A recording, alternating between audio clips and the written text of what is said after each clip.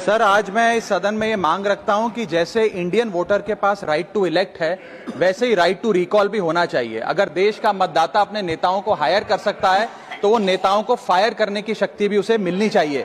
Sir, right to recall is a mechanism that empowers the voters to de-elect a neta representative before the tenure ends if he fails to discharge his और her duty. Sir, हम MP MLA चुनते हैं, उसके बाद अगर वो काम ना करे, अपने वादे भूल जाए, जनता से दूर हो जाए, तो 5 साल तक इंतजार करने के अलावा जनता के पास कोई ताकत नहीं है।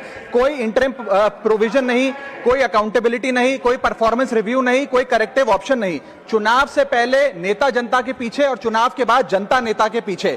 और सर, 5 साल is too long a period in this day and age. अगर एक गलत फैसला गलत नेता को चुनने का लिया तो लाखों लोगों का भविष्य अंधकार में जाता है और पूरा क्षेत्र पीछे जाता है। Sir, we can trust our voters to elect. हमें अपने मतदाता पे विश्वास करना चाहिए कि वो अपनी गलती बदल भी सके राइट टू रिकॉल की ताकत से। Sir, let me clarify that right to recall is not a weapon against politicians. It is an insurance policy for democracy. और भारत के संविधान में जब आप राष्ट्रपति को इंपीच कर सकते हैं टेन्योर के दौरान, उपराष्ट्रपति को हटाने का प्रावधान है, जजों को इंपीच करने के लिए प्रोसेस लेट डाउन है, यहां तक कि रूलिंग गवर्नमेंट के खिलाफ नो कॉन्फिडेंस मोशन लाकर आप सरकार बर्खास्त कर सकते हैं। तो एमपी एमएलए अगर आपका नॉन परफॉर्मिंग है तो उसको हटाने के लिए क्यों नहीं राइट टू रिकॉल मतदाता को देना चाहिए। दुनिया की 24 से ज्यादा डेमोक्रेसीज में राइट टू रिकॉल का मैकेनिज्म लागू है, जिसमें यूएस, कनाडा, स्विट्जरलैंड जैसे देश है। मैं आपको उदाहरण देता हूं सर, कैलिफोर्निया में एक गवर्नर क्रिस डेविस नाम के नेता 2002 में चुने गए।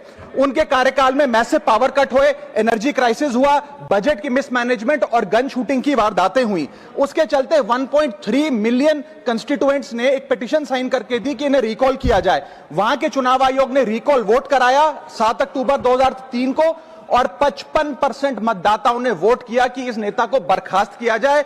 ग्रे डेविस को हटाया गया और आर्नल्ड श्वार्ज़नेगर को वहां पे गवर्नर बनाया गया। सर, मैं बता दूं कि हिंदुस्तान में भी इसका प्रेसिडेंट है। कर्नाटक, मध्य प्रदेश, महाराष्ट्र और राजस्थान में रिकॉल मैकेनिज्म ग्राम पंचायत के स्तर पे लागू है और ग्राम सभा के लोग मतदाता